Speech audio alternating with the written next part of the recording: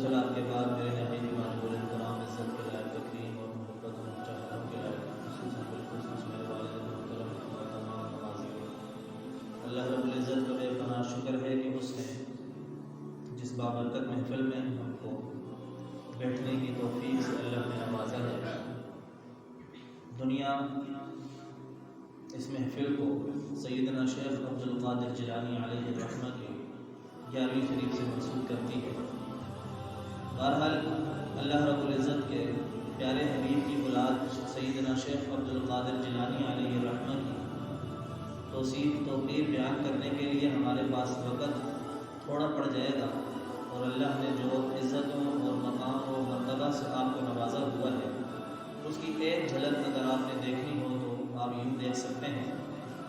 आप इरशाद फरमाते हैं कि मैं पूरी कायनात को हथेली पर इस तरह देखता हूँ जैसे गंदम का दाना होता है, और तमाम अल्लाह के वलियों की गर्दनों पर मेरा पाँव है। तो ये बहुत बड़े मर्तबे की बात होती है। अल्लाह रब्बुल इज़्ज़त ने जिस महफिल में हमें बैठने की तौफीक से नवाजा है, मेरी ये जुस्तजू थी, कोशिश थी कि मैं प्यारे आका अलैहिस्सलातु वस्सलाम की बातें आप तक पहुँचाऊँ, खूबसूरत बहुत ही आप तक पहुँचाऊँ। तो उससे मैंने कुरान का भी सहारा लिया। कुरान में अल्लाह रब्बुल इज़्ज़त इरशाद फरमाता है कि अल्लाह ही है कि जिसने तुम्हारे लिए ज़मीन को ठहरने की जगह बनाया, और तुम्हारे ऊपर आसमान को छत बनाया, और तुम्हारी सूरतें बनाई और अच्छी अच्छी बनाई, फिर उसके बाद तुम्हें उम्दा चीज़ें खाने को दी। वही रब है, परवरदिगार अल्लाह है, बरकत वाला, सारे जहान को पालने वाला, परवरिश करने वाला है। तो इस आयत में अल्लाह रब्बुल इज़्ज़त ने खाने के मुतालिक भी बात की।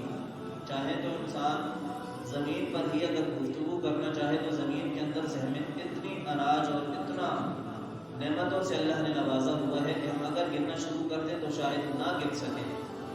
लेकिन मैंने इस आयत में एक जुमला अखज़ किया, उठाया, वो ये है कि उम्दा चीज़ें मैंने आपको अता की खाने को। तो उसी हवाले से मैंने ये भी सोचा, मैंने कहा कि प्यारे आका की खूबसूरत अदाएँ क्यों ना मैं आप तक पहुँचा दूँ। तो हुज़ूर नबी करीम सल्लल्लाहु अलैहि वसल्लम ने खाने के आदाब कुछ बताए, और उन खानों के आदाब बहुत से तो आप जानते होंगे, लेकिन कुछ ऐसे भी हैं कि जो आप शायद पहली दफ़ा सुने। गौसे आज़म की बात हो या फिर गौसे आज़म के बाबा की बात हो, मैं समझता हूँ कि ज़्यादा बेहतर हुज़ूर जाने कायनात की बात यहाँ बयान हो, ताकि हमें खुद ये भी तो पता चले कि गौसे आज़म अलैहि रहमह की तालीमात क्या थी, हुज़ूर नबी करीम सल्लल्लाहु अलैहि वसल्लम की तालीमात क्या है। आया कि सिर्फ 11वीं मनाना या देगे पका लेना ही सिर्फ दीन रह गया है? हालांकि जवाब ये मिलता है कि नहीं, दीन किसी और चीज़ का नाम था। उलमा का ये हक बनता है कि वो कौम तक हुजूर की बातें पहुँचाएँ। अगर हमने 2 लफ्ज़ वालिदैन की दुआओं से, असातिज़ा की मेहनत से, प्यारे आका की नज़र से अगर हमने सीख लिए, पढ़ लिए, तो फिर अब हम पर लाज़िम और फ़र्ज़ बन जाता है कि हम हुजूर की तालीमात आप तक पहुँचाएँ। खाना खाना मुतलक नॉर्मल सी बात है, लेकिन क्या आपने ये सुना है कि खाने को अपनी तरफ से खाएं? बतौर अदब तो आपने ये अपने बच्चों को या कहीं ना कहीं से आपने सुना होगा, बताया होगा, लेकिन हुजूर नबी करीम सल्लल्लाहु अलैहि वसल्लम इरशाद फरमाते हैं कि आप जब इकट्ठे होकर बैठ कर खाना खाते हैं तो हुजूर इरशाद फरमाते हैं कि खाने को एक तरफ से यानी अपनी तरफ से खाएं, दरमियान से आप नवाला ना उठाएं। या रसूल अल्लाह, दरमियान से क्यों ना उठाएं? प्लेट जब हमारे लिए आई है, 3-4 बंदों के लिए आई है, तो फिर दरमियान से नवाला क्यों ना उठाएं? तो हुजूर इरशाद फरमाते हैं कि दरमियान से इसलिए ना उठाओ कि अल्लाह रब्बुल इज़्ज़त दरमियान में अपनी रहमत नाजिल कर रहा होता है। और हमें ये चीज़ मुझे लगता है कि शायद आपको नहीं मालूम थी। हमने इतना तो सुना था कि यार अपनी तरफ से खाओ, लेकिन असल बात यह है कि हुजूर ने फरमाया कि अपने मुंह की तरफ से खाओ, दरमियान से, प्लेट से ना खाओ। वजह यह है कि हुजूर ने इरशाद फरमाया कि अल्लाह की रहमत जिस खाने पर और जिस जगह नाजिल हो रही होती है वो प्लेट की दरमियानी वाली जगह होती है, दरमियान वाला हिस्सा होता है। उस जगह अल्लाह की रहमत नाजिल होकर पूरे इर्द गिर्द जितने भी खाना खाने वाले होते हैं, अल्लाह की रहमत उन सब तक पहुँचती है। फिर उसके बाद हुजूर ये भी इरशाद फरमाते हैं کہ جب آپ کھانا کھا چکے تو پھر اس کے بعد پلیٹ کو صاف کرنا چاہیے، بس اتنا تو ہم سب کو پتہ ہے، پلیٹ صاف کرنی چاہیے، ثواب ہے۔ حضور ارشاد فرمایا کہ جب کوئی شخص اپنا کھانا کھانے کے بعد پلیٹ صاف کرتا ہے تو وہ برکت بھی اس بندے کے لیے دعا کرتا ہے۔ اس سے پہلے شاید آپ کو یہ بات نہیں پتہ تھی، اگر پتہ تھی تو سبحان اللہ، لیکن یہ بات بہت ضروری ہے بتانا کہ ہم نارمل کھانا تو ہر روز کھاتے ہیں، کھانے کے بغیر ہم رہ ہی نہیں سکتے، زندہ ہی نہیں رہ سکتے۔ میں نے یہ سمجھا، میں نے کہا کیوں نہ حضور کے خوبصورت موتی آپ تک پہنچائے جائے۔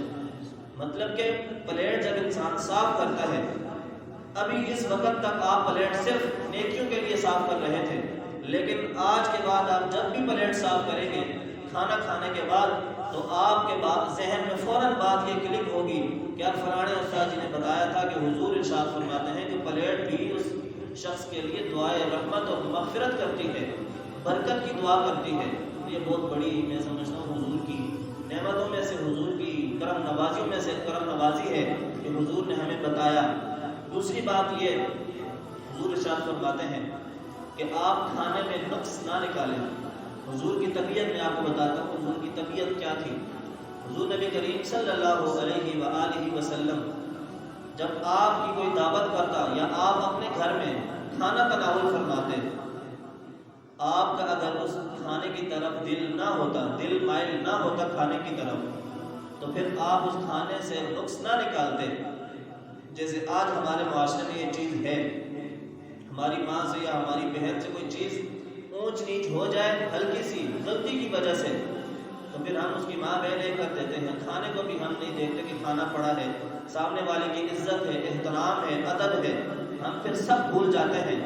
ان کو پھر یہ کہتے ہیں کہ تجھے معلوم نہیں کہ میں نمک ہلکا کھاتا ہوں، تجھے معلوم نہیں کہ میں تری زیادہ کھاتا ہوں، تجھے معلوم نہیں کہ میں روٹی کس طرح کھاتا ہوں۔ حضور کی تو تعلیم یہ تھی کہ جب کھانا تمہارے سامنے پیش ہو، کھانا اگر آپ کو نہیں اچھا لگا تو آپ عزت آبرو کے ساتھ پیچھے ہٹ جائیں، کوئی عذر پیش کر دیں، میرا دل نہیں ہو رہا، یہ نہ کہیں کہ کھانا خراب بنا ہے، کھانا صحیح نہیں بنایا۔ حضور کی تعلیم آپ تک پہنچانے کی میں کوشش کر رہا ہوں۔ حضور کی تعلیم یہ ہے کہ کھانے کے اندر نقص نہ نکالے جائیں، اور ہمارا معاشرہ، ہمارے گھروں میں کیا چل رہا ہے، وہ یہی باتیں چلتی ہیں کہ کھانے میں عزت آبرو کو بھول جاتے ہیں، کھانے کی بھی ادب اور احترام ہمارے ذہنوں میں نہیں رہتا۔ بہرحال حضور کی تعلیم یہ تھی کہ آپ کھانے کے اندر نقص نہیں نکالتے تھے۔ آپ کا اگر کھانے کا موڈ ہوتا، دل مائل اگر آپ کا ہو رہا ہوتا کھانے کی طرف، تو آپ عزت آبرو کے ساتھ اس کھانے کو تناول فرماتے، اور اگر آپ کا دل نہ ہوتا تو آپ عزت کے ساتھ آپ پیچھے ہٹ جاتے، کوئی عذر پیش کر کے۔ یہی تعلیم پیارے آقا ہمیں دے رہے ہیں کہ جب آپ کھانے کھانے کے لیے بیٹھیں، اگر آپ کو کوئی چیز اچھی نہیں لگتی یا آپ کو پتہ ہے کہ یہ کھانا تھوڑا سا خراب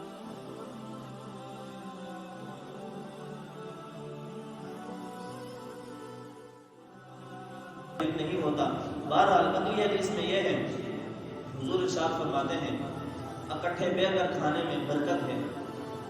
حضور کی بارگاہ میں ایک صحابی حاضر ہوتا ہے، حضور کو ارشاد فرماتا ہے یا رسول اللہ ہم کھانا کھاتے ہیں پر ہمارا پیٹ نہیں بھرتا۔ تو حضور کو معلوم پڑ گیا، حضور نے ارشاد فرمایا کیا تم گھر میں الگ کھانا کھاتے ہو؟ صحابی عرض کرتا ہے جی یا رسول اللہ ہم الگ کھانا کھاتے ہیں۔ تو حضور نے پھر اس موقع پر ارشاد فرمایا کہ آپ جب کھانا گھر میں کھانے لگو تو جتنے بھی گھر کے فرد ہیں آپ سب اکٹھے بیٹھو، بسم اللہ شریف پڑھ کر آپ کھانا کھاؤ، پھر دیکھیں گے آپ کے اس ایک روٹی میں کتنی اللہ برکت ڈالتا ہے۔ ہم نے یہ تو سنا ہے کہ اللہ ہمارے رزق میں برکت ڈالے، اب روٹیاں کیا زیادہ ہو جاتی ہیں، اس طرح برکت روٹیاں اتنی ہی رہتی ہیں، لیکن برکت کچھ اس طرح کی ہے جو نظر نہیں آتی۔ برکت اس طرح ہے کہ حضور ارشاد فرماتے ہیں کہ کھانا 3 بندوں کا ہوگا وہ 6 بندے کھا جائیں گے۔ حضور ارشاد فرماتے ہیں کہ کھانے سے برکت اٹھنے کی وجہ یہ ہے کہ اس نے بسم اللہ نہیں پڑھا۔ پھر اس کے بعد حضور ارشاد فرماتے ہیں کہ جس کھانے پر بسم اللہ پڑھا جاتا ہے اس گھر میں داخل ہونے سے پہلے انسان بسم اللہ پڑھ کر داخل ہو، پھر کھانا اس کے سامنے پیش ہو، اور وہ اگر بسم اللہ پڑھ لیتا ہے تو شیطان آپس میں ایک دوسرے کو کہتے ہیں چل بھائی جا یہاں سے، اب تو ہمارا یہاں نہ کھانا ہے نہ ہماری رہائش ہے۔ وجہ کیا ہے کہ ان لوگوں نے حضور کی تعلیم پر عمل کر لیا ہے، حضور کی اس بات پر عمل کر لیا، ایک تو یہ کہ یہ گھر میں داخل ہوئے تو بسم اللہ پڑھا، دوسرا یہ کہ جب یہ کھانا کھانے لگے تو تب بھی انہوں نے بسم اللہ پڑھا۔ اب ہمارا یہاں کام نہیں بنتا، ہماری رہائش بھی نہیں ہے، ہمارا کھانا بھی نہیں ہے۔ حضور ارشاد فرماتے ہیں کہ جب کوئی بندہ بغیر بسم اللہ پڑھے گھر میں داخل ہو، بغیر بسم اللہ پڑھے کھانے میں شامل ہوتا ہے، پھر شیطان اور اس کے سارے چیلے میلے اس گھر میں ڈیرا جما لیتے ہیں، پھر اس گھر میں لڑائیاں لڑائیاں ہوتی ہیں، پھر اس گھر میں نفرتیں پیدا ہوتی ہیں۔ وجہ یہ ہے کہ حضور ارشاد فرماتے ہیں کہ جب تم باہر گلیوں سے آتے ہو اپنے گھروں کی طرف تو تمہارے ساتھ تمہیں معلوم نہیں ہوتا کہ کتنے شیطان چل رہے ہوتے ہیں، کتنے جن چل رہے ہوتے ہیں۔ جب آپ دروازہ کھولتے ہیں بغیر بسم اللہ پڑھے آپ اندر داخل ہو جاتے ہیں تو وہ جن اور شیاطین بھی آپ کے ساتھ اندر آ جاتے ہیں۔ پھر چھوٹی سی بات ہوتی ہے اور آپ کا دماغ خراب ہو جاتا ہے، چھوٹی سی بات ہوتی ہے اور آپ کے گھر اجڑ جاتے ہیں۔ وجہ یہی ہے، حضور ارشاد فرمایا، حضور کی تعلیم اور حضور کا عمل خود ذاتی یہ تھا کہ ہر اچھا کام کرنے سے پہلے حضور نبی کریم صلی اللہ علیہ وآلہ وسلم بسم اللہ شریف پڑھتے تھے۔ اس کے بعد حضور نبی کریم صلی اللہ علیہ وآلہ وسلم کی ایک اور حدیث پاک ہے، دسترخوان پر ہم سب بیٹھتے ہیں، کھانا کھاتے ہیں، ادب کے طور پر ایک بات یہ ہے، حضور ارشاد فرماتے ہیں کہ جب کھانا لگ چکے، دسترخوان بچھ چکے، اس پر کھانا سجایا جا چکے، تو پھر ادب یہ ہے کہ اس کھانے کے اوپر سے کوئی اٹھے نہیں، جائے نہیں۔ بالفرض اگر کسی نے کھانا لگایا گھر والوں نے اور باہر دروازے پر کوئی دستک دیتا ہے اور ہم اٹھ کر کھانے کو چھوڑ کر چلے جاتے ہیں، ہمیں آج تک معلوم نہیں تھا کہ کھانے کے دوران اٹھنا نہیں چاہیے، لیکن اب حضور کی حدیث میں نے بھی آج پڑھی، حضور ارشاد فرماتے ہیں کہ جب کھانا سامنے لگ جائے، دسترخوان بچھ جائے، تو پھر آپ لوگوں کو اس بات کی اجازت نہیں کہ تم کھانا چھوڑ کر اٹھو، دسترخوان چھوڑ کر اٹھو۔ پھر ساتھ میں ادب کے طور پر حضور نے یہ بھی بتایا کہ آپ کے ساتھ اگر کوئی دو تین بندے اور بھی بیٹھ کر کھانا کھا رہے ہیں تو آپ پہلے ہاتھ کھینچے نہیں۔ آپ کا بالفرض پیٹ بھر گیا ہے اور آپ چاہتے ہیں کہ بس میں پیچھے ہٹ جاؤں، حضور ارشاد فرماتے ہیں کہ آپ پہلے پیچھے نہ ہٹیں۔ اگر آپ گھر کے مالک ہیں اور آپ کے پاس کوئی مہمان آیا ہوا ہے تو حضور کی دل آزاری کو دیکھو، حضور نے اگلے کی دل آزاری سے بھی منع فرمایا کہ آپ جب پیچھے ہٹیں گے تو اس مومن کا بھی دل کرے گا کہ یار نہیں بس بہت ہو گیا، اب مجھے شرم آنے لگی ہے، میں اور نہیں کھاتا، حالانکہ اس کو طلب تھی۔ جیسے ہی آپ پیچھے ہوئے تو وہ بندہ بھی پیچھے ہٹ جائے گا، حضور نے اس چیز سے بھی منع فرمایا۔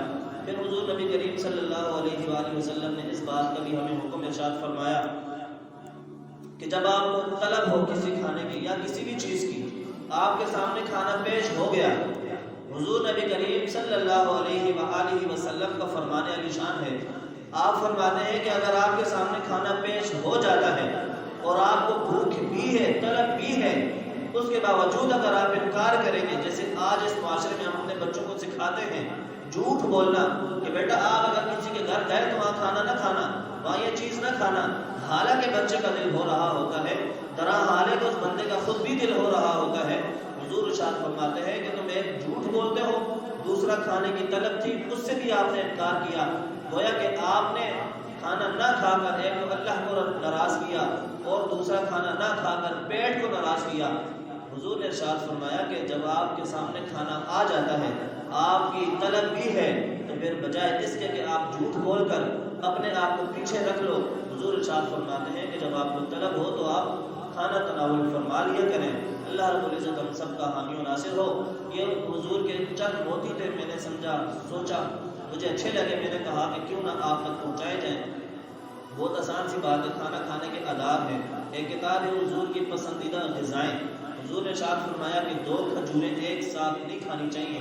حضور کو گوشت کھانے کی بڑی اچھی آپ کی عادت تھی، آپ کو اچھا لگتا تھا۔ حضور نے ارشاد فرمایا کہ گوشت کو نوچ نوچ کر کھانا چاہیے۔ بالفرض کیسے نوچا جائے؟ جیسے کوئی گوشت کچا ہو، اتنا زیادہ کچا نہ ہو لیکن ہلکا پھلکا ہو، تو حضور اس کو پھر اپنے دانتوں کے ساتھ چبا کر توڑ کر کھاتے تھے۔ حضور نے ارشاد فرمایا کہ اس گوشت میں ہاضمہ بھی ہوتا ہے اور اس گوشت میں برکت بھی ہوتی ہے۔ حضور کو کدو مبارک جو ہم آج کے زمانے میں لوکی جس کو کہتے ہیں، اللہ جس کو ہم کہتے ہیں، حضور کو یہ غذا بھی بہت زیادہ پسند تھی۔ حضور نبی کریم صلی اللہ علیہ وآلہ وسلم کو کھجور اور کھیرا یہ بھی بہت زیادہ آپ کو پسند تھا۔ حضور نبی کریم صلی اللہ علیہ وآلہ وسلم کو سریر بھی بہت زیادہ پسند تھی، جس کو ہم چوری بناتے ہیں، چھولے والا سالن ہو، تو حضور نبی کریم صلی اللہ علیہ وآلہ وسلم کو سریر بھی بہت زیادہ پسند تھی۔ نعوذ اللہ رب العزت ہم سب کا حامی و ناصر ہو، اور ان باتوں پر میں سمجھ رہا ہوں کہ ہم سب کو عمل کرنا چاہیے، اور اپنے بچوں کو ان باتوں کا ہمیں بتانا چاہیے کہ بیٹا کھانا کھانا چاہیے تو کس طرح کھانا چاہیے۔ اگر آپ بچوں کی تربیت بھی اگر آپ کرنا چاہیں تو یہ کتاب میں سمجھتا ہوں بڑی مفید ہے، انسان اپنی زندگی اور اپنے بچوں کی زندگی بہتر کر سکتا ہے۔ اللہ ہم سب کا حامی و ناصر ہو، اور اس محفل میں جن لوگوں نے جس طرح کا بھی حصہ لیا، اللہ سب کی کاوشیں قبول فرمائے۔ حضور جانے کا اعلان حضور نبی کریم صلی اللہ علیہ وآلہ وسلم کے صدقے میں ہمارے ماں باپ کی، ہماری، ہم سب کی، جتنے بھی حاضر ہیں سب کی بخشش فرمائے۔ سیدنا شیخ عبد القادر جیلانی علیہ رحمہ کا کرم اور ان کا سایہ ہم سب کو نصیب فرمائے، ان کی توجہات ہم سب کو نصیب فرمائے۔ یقین مانے بھی 11ویں شریف کی محفل کروانے سے ایک بات یہ بھی ہے، یہ میں اپنی آنکھوں دیکھا ایک واقعہ آپ کو بتاتا ہوں۔ ہمارے استاد کے دوست ہیں، وہ ہر ماہ 11ویں شریف کرواتے ہیں ماشاءاللہ، اور ان سے پوچھا گیا کہ یار آپ کے گھر میں کبھی ہم نے رزق ختم ہوتے نہیں دیکھا، وجہ کیا ہے؟ وہ کہتے ہیں یار میرے اندر تو اور کوئی اتنا خاص عمل نہیں ہے، بس یہ ہے کہ ہر ماہ جب بھی 11ویں شریف 11ویں تاریخ آتی ہے تو میں غوث اعظم کی بس ذہن میں رکھتا ہوں بات، اور بس دیکھ ہو یا گھر میں جو بھی سارا پکا ہو بس دعا دے دیتا ہوں۔ تو یہی وجہ ہے کہ آج اس کی ماشاءاللہ آپ گن بھی نہیں سکتے کہ کتنی گاڑیاں کتنے مکان ہیں۔ بہرحال آپ کو دنیا چاہیے یا آپ کو آخرت چاہیے، آپ ان اللہ والوں کے ساتھ اپنا رشتہ مضبوط کر لیں۔ یقین مانیں، آپ نے یہ بات تو سنی ہے نا کہ 70,000 لوگ بے حساب جنت میں جائیں گے، تو وہ بے حساب کس طرح جائیں گے؟ وہ بے حساب اس طرح جائیں گے کہ بڑے اللہ والوں کے ساتھ اپنا دامن، جب ان کا دامن جب انسان پکڑ لیتا ہے، تھام لیتا ہے، تو پھر ان کے صدقے میں اللہ ہمیں بھی جنت میں ڈال دیتا ہے۔ اصحاب کہف کا کتا اگر جنت میں جا سکتا ہے، کیوں کہ ان کی نسبت ان لوگوں سے مل چکی تھی اس کی، تو آج آپ لوگوں کی بھی نسبت اگر جناب غوث اعظم علیہ رحمہ کے ساتھ جڑے گی، اور لوگ آپ کو یہ کہیں گے یار یہ تو 11ویں مناتا ہے، یہ 11ویں کرتا ہے، یا یہ 11ویں کھاتا ہے، تو آپ خوش قسمت ہیں کہ آپ لوگوں کو اللہ رب العزت نے اپنے سونے بندوں کی محبت آپ کے دلوں میں ڈالی ہوئی ہے۔ آپ یقین جانیں کہ یہ بہت بڑا عظیم مرتبہ ہے، مقام ہے۔ اللہ رب العزت ہم سب کا حامی و ناصر ہو، اور اللہ کے نیک بندے پوری دنیا میں جہاں جہاں بھی ہیں آرام فرما رہے ہیں، اللہ سب کی عزت اور تعظیم کرنے کی ہم سب کو توفیق نصیب فرمائے۔ وما علینا الا البلاغ المبین۔